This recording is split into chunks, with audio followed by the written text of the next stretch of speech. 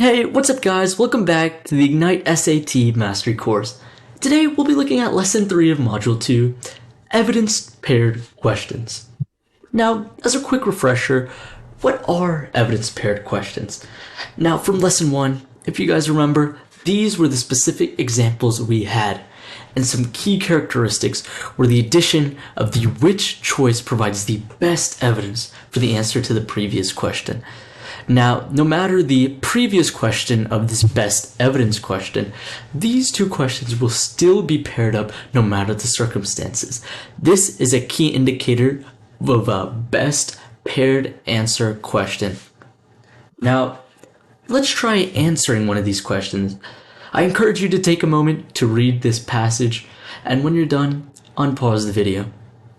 Alright, now that you have read this passage, let's take a look at trying one of these questions. Now, 9 and 10. This is a paired answer question with a best evidence correspondence in question 10. Question 9 is asking, why does Akira say his meeting with G is a matter of urgency, pointing us to a specific phrase in a specific line. Now, the way we tackle these questions is by lining up key details from question 9 and key details in question 10s, just based on the outlines, the line numbers, and the specific words put into each evidential phrase. Now, if we look at some correspondence, we can see a few key details that could point us in the right direction. Now, the first one is the line 32. We're generally going to want to look for lines around that specific citation. So we are going to underline 39 and 39 to 42, so A and B. And then another kind of reach could be C for both of these, both mentioning a specific country. So first, let's take a look at the line citation. Now, in the line citation, we can read that it was a matter of urgency.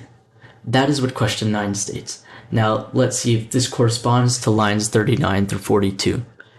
I don't want to trouble you. Normally, I would approach you more properly, but I've received word of a position. I have an opportunity to go to America as a dentist for Seattle's Japanese community. Now, that is a very good pointer to a matter of urgency, saying that he would approach more properly, but I received word of a position, and not wanting to trouble otherwise. This actually also corresponds to C of question 9, being offered an attractive job in another country. So we're going to keep those in mind. Now, let's move on to the other pair. Now, being offered an attractive job in another country, and the lines 58 through 59. Depending on your response, I may stay in Japan. Now, this does not really highlight anything about having another attractive job, and nothing about a matter of urgency, so we can get rid of those options. Using the evidences of a matter of urgency and the word of an opportunity to go to America, we can outright select C and B as the correct answer. Do you guys kind of get the gist? You know, looking at specific phrases and key details that are both found in the evidence without even reading the lines yet, and what is being stated exactly in the question.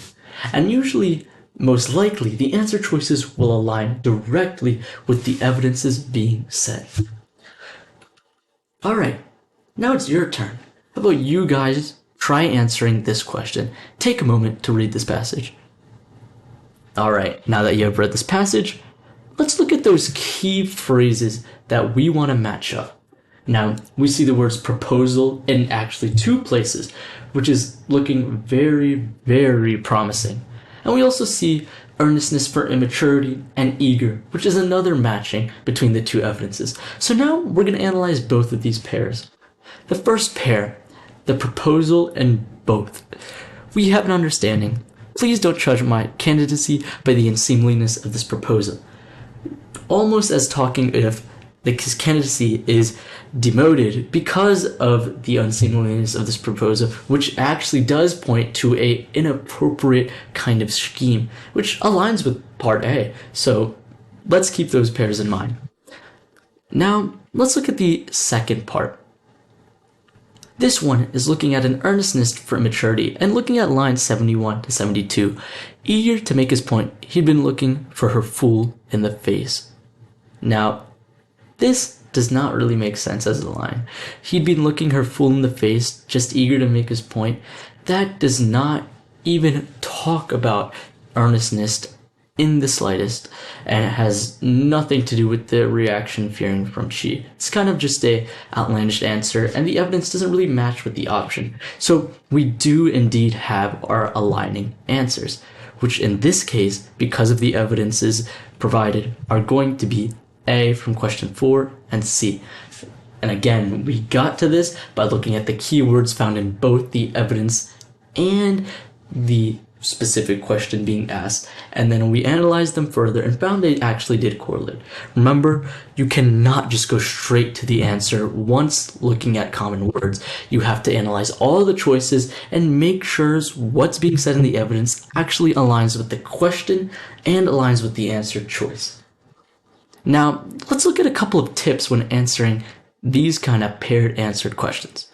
Now, the first thing to do is checking for any commonalities between the answer choices and the evidences. Like we did before, underlining common words, looking at sentences and where they're placed. Those will usually be good indicators to which answers will match. Next one is matching. Just matching those together. And that's the main key problem that a lot of students forget to do. Linking a specific question to a specific evidence and cross-referencing based on that. And that brings us to point 3, which is verifying that the information is true.